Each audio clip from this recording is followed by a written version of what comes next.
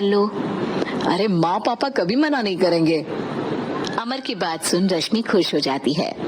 ऐसे ही दिन बीतते हैं और देखते ही देखते लॉकडाउन खुल जाता है, जिसके अगले ही दिन अमर अपने परिवार के साथ रिश्ता लेकर रश्मि के घर पहुंच जाता है।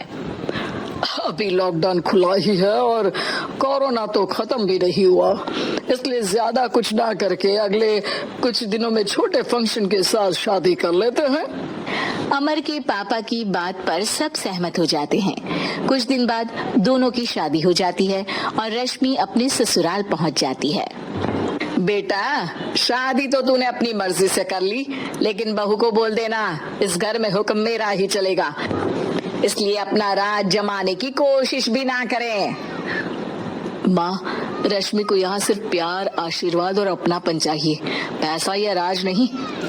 बेटी की बात पर सास मुंह बनाए वहाँ से चली जाती है और अब वो हर रोज रश्मि को परेशान करना और ताने देना शुरू कर देती है। देखो, ये है आजकल की लड़की, इंटरनेट पर लड़कों से बातें करते हुए इन्हें शर्म भी नहीं आती, और यहाँ तो देखो कितनी सीधी सुशील बनकर दिखा रही है।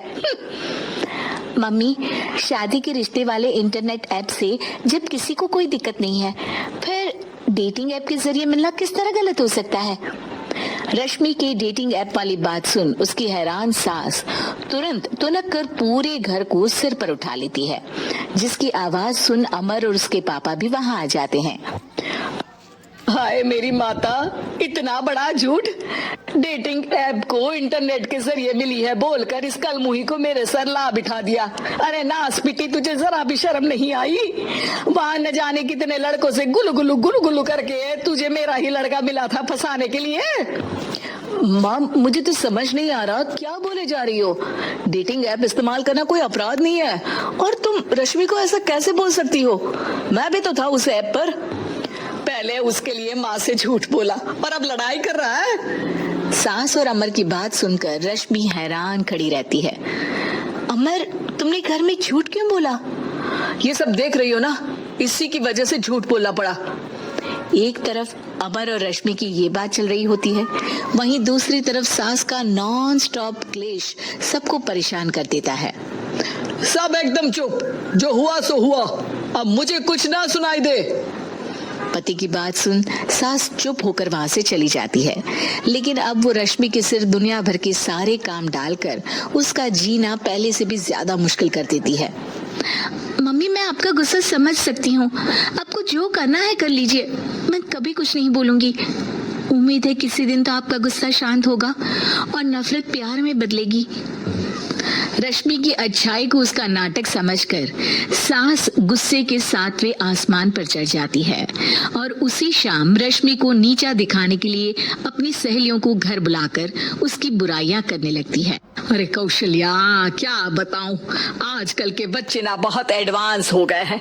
पहले रिश्ते घर परिवार वाले सब देख परख के कराते थे, और अब ये लोग खुद न जाने कहां कहां मिलकर खुद ही सब कुछ पक्का करके हमें बता देते हैं। लड़की का कैसा दिन धर्म, कैसा ईमान, कैसा चरित्र कुछ नहीं पता, बस प्यार किया और घर लाकर बिठा देते हैं। अरे ऐसा क्यों बोलती हो? आजकल बच्चे अपने आप में बहुत समझदार हो गए हैं, और फिर पूरी जिंदगी तो उन दोनों को ही साथ निभानी है।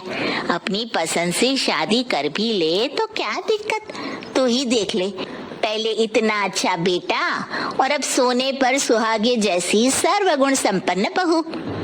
और पता है, अभी कुछ दिन पहले मेरी बेटी ने मुझे डेटिंग ऐप के बारे में बताया, जहां लड़का लड़की अपनी पसंद से अपने आप एक दूसरे को चुन लेते हैं, और फिर अगर सब सही रहता है तो बात आगे भी बढ़ जाती है। अरे इसमें इतना खुश होकर क्या बता रही हो? ये तो गलत है। न जाने कौन क्या है, कितना झूठ कितना सच है। अरे पर सोचो, जब तुम किसी के बताए रिश्ते को देखने जाते हो तो क्या एक ही बार देखने से सच झूठ का पता लगा सकती हो? जरूरी नहीं कि बच्चों का लिया फैसला हमेशा गलत हो। अरे बहुत बार हमसे भी तो गलत फैसले होते हैं ना। अच्छे बुरे लोग तो हर जगह मिल सकते हैं, फिर इसमें सिर्फ बच्चे ही गलत कैसे? सहेलियों की बात सुन सास सोच में पड़ जाती है और इसी तरह कुछ दिन बीत जाते हैं जिसमें ना तो वो रश्मि को परेशान करती है और ना ही कोई ताना सुनाती है, जिसे देख रश्मि परेशान हो जाती है।